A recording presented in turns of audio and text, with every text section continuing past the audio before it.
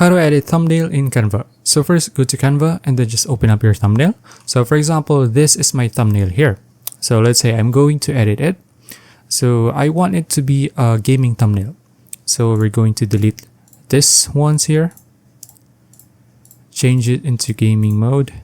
So let's go to elements and then let's search for gaming. And then click on photos. And then here you go. Now you can see a lot of photos here. Let's just drag it here. And then let's change it here.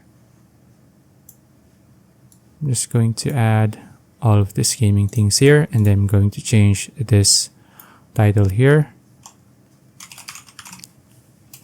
I'm just going to change it to Gaming Day. Let's position it to center.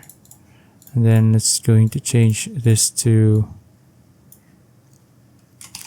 gaming.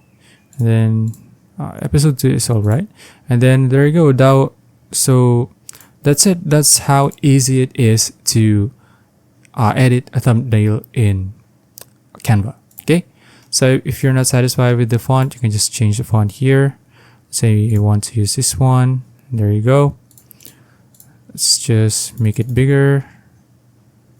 That's it. So if you found this video useful, please like and subscribe for videos like this. See you in the next one.